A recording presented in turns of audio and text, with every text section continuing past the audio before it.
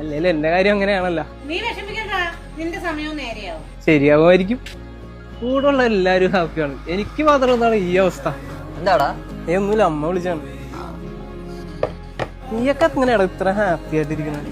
Happy ആയിട്ടിരിക്കണ ലൈഫിൽ എന്തെങ്കിലും ബുദ്ധിമുട്ടുള്ളവർക്ക് എല്ലാവർക്കും മനസ്സിലാവുള്ളൂ. നീ എന്ത് ബുദ്ധിമുട്ടാണ് ഉദ്ദേശിച്ചത്? ശരിയാ, എനിക്ക് പൈസയുടെ വലിയ ബുദ്ധിമുട്ടൊന്നും ഉണ്ടായിട്ടൊന്നുമില്ല. പക്ഷെ ഒരു അച്ഛനും അമ്മയും ഇല്ലാതെ വളർന്നതിന്റെ ബുദ്ധിമുട്ട് അത് അവർക്ക് മാത്രമേ പറഞ്ഞു മനസ്സിലാവും. ഇത്രയും വയസ്സായിട്ട് നല്ലൊരു ജോലി ഇല്ലാത്തതിന്റെ പേരിൽ നാട്ടുകാരെ വീട്ടുകാരെ മുമ്പിലുണ്ടെന്ന് കളിയാക്കണ്ടല്ലേ? നല്ല ജോലി ഉണ്ടായിട്ട് കിട്ടുന്ന പൈസ ഫുള്ള് കട അടച്ച് തീർക്കാനും പിന്നെയും കടം മേടിക്കേണ്ട അവസ്ഥ ഉണ്ടല്ലേ. ഇവിടെ ഒന്നും ഓർക്കുമ്പോൾ ശരിയാ, നിന്റെ അത്രയും പ്രശ്നങ്ങൾ ഞങ്ങൾക്ക് ആർക്കും കാണത്തില്ല. നമുക്ക് ഓരോരുത്തർക്കും താങ്ങാൻ പറ്റുന്ന രീതിയാണ് ദൈവം കൊടുക്കുന്നത്. അത് നല്ല കാലം വരുമെന്നൊക്കെ പറയുന്നത് ചുമ്മാതാ. അഥവാ വന്നാലും അതിന് സമമായിട്ടുള്ള എന്തെങ്കിലുമൊക്കെ പ്രശ്നങ്ങളും വരും. പിന്നെ നമ്മൾ എന്ത് പ്രതീക്ഷയിലാണ് ജീവിക്കണ്ടേ? എടാ, പ്രതീക്ഷയിലല്ല, നമ്മുടെ ഓരോ മൊമെന്റും നമ്മൾ എൻജോയ് ചെയ്യുക. പ്രത്യേകിച്ച് ഇപ്പം കിട്ടുന്ന മൊമെന്റ് ഹാപ്പി ആവാൻ പറ്റുന്ന മാക്സിമം ഹാപ്പി ആവുക, അല്ലേടാ?